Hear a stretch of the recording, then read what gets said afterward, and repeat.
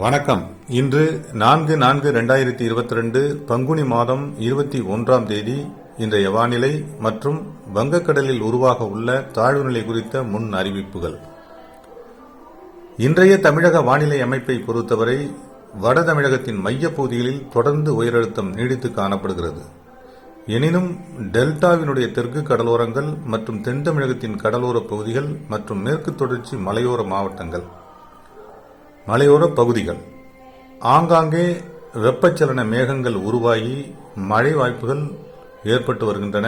ஒரு சில இடங்களில் இடியுடன் கூடிய கனமழை வாய்ப்புகளும் ஏற்பட்டு வருகின்றன. நேற்றைய நிலையை பொறுத்தவரை நெல்லை, தென்காசி, சிவகங்கை, மதுரை மாவட்டம் மற்றும் புதுக்கோட்டை மாவட்டத்தின் தெற்கு பகுதிகளில் ஆங்காங்கே இடிமழை வாய்ப்புகள் ஏற்பட்டன. இன்றும் தென் தமிழகத்தின் கடலோர மாவட்டங்கள் மற்றும் மேற்கு தொடர்ச்சி மலையோர மாவட்டங்களில் பரவலாக இல்லாமல் எங்காவது ஒரு சில இடங்களில் வெப்பச்சலன இடிமழை வாய்ப்புகள் ஏற்படக்கூடும்.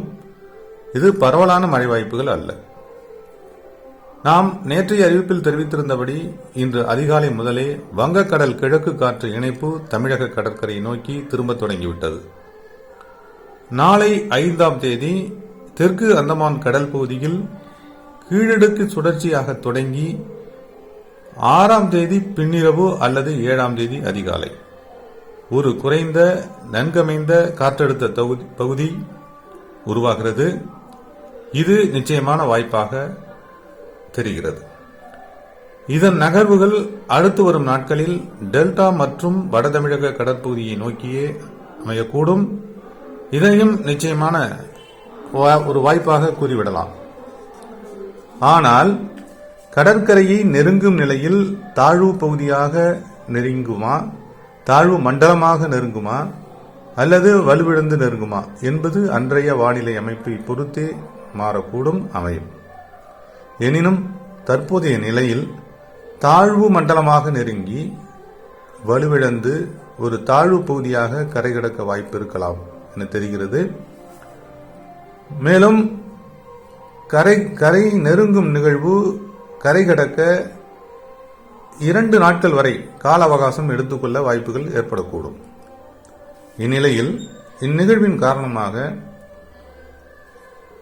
அரபிக்கடல் காற்று வலுவுடன் ஈர்க்கப்பட வாய்ப்பு இருக்கிறது.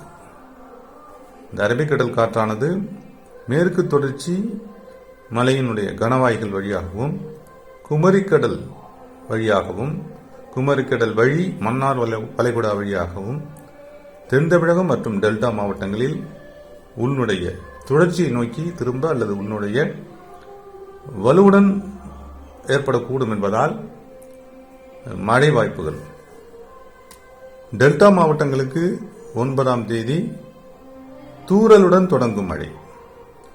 10-11 தேதிகளில் டெல்டா மாவட்டங்கள், தென் தமிழகத்தினுடைய பெரும்பாலான மாவட்டங்கள், குங்குமண்டலம் சார்ந்த மாவட்டங்கள், இம்மாவட்டங்களுக்கு கனமழை வாய்ப்புகள் அமையக்கூடும். மேலும் வட தமிழகத்தினுடைய தெற்கு மாவட்டங்கள் மற்றும் கடலோர மாவட்டங்கள் மழை பரவலாகக்கூடும். பொறுத்திருந்து பார்ப்போம். தொடரும் வானிலை தகவல்களுடன் மீண்டும் இணைகிறேன். தொடர்ந்து இந்த இணைப்பில் இருந்தமைக்கு நன்றி.